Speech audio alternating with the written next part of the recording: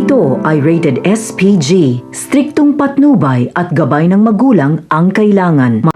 Isang mapagpalang araw mga kapamilya.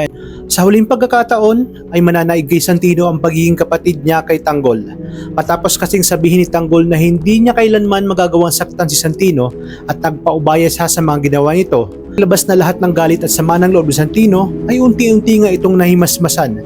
Habang si Marites naman kahit hindi pinayagang sumama ay gumawa ng paraan para makapunta at nakita niya mismo ang mga kapulisan na nakapalibot na kay Tanggol at sa kanyang mga kasamahan.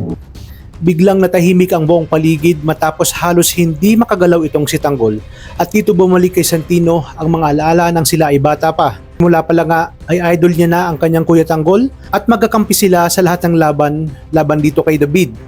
Napaisip siya kung bakit nga daw humantong sa ganito ang nangyari sa kanilang dalawa.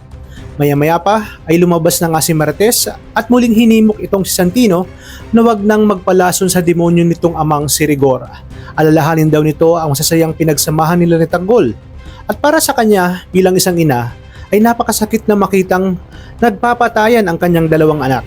Kabaliktaran ito sa gustong mangyari ni Rigor. Nagsalita na si Marites na alam niya umanong naroon si Rigor at nakikiusap itong itigil na ang lahat ng ito.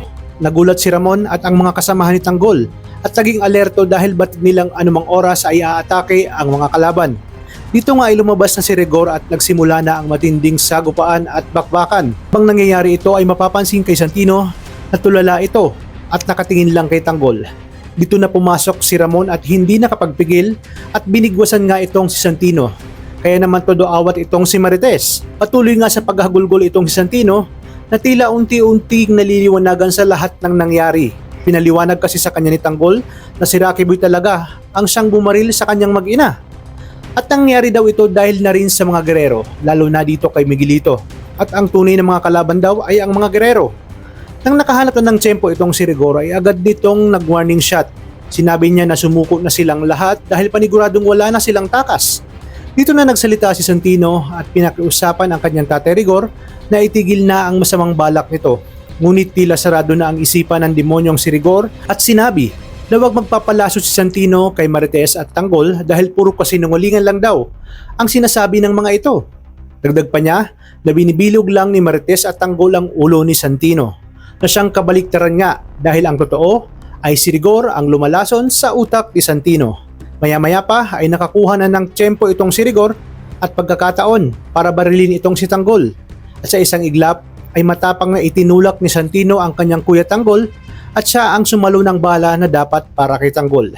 Biglang natahimik ang paligid at kahit si Rigor ay hindi makapaniwala sa ginawang ito ni Santino. Hagulgol naman itong si Marites nang makita niyang bumulagta ang kanyang anak ni si Santino.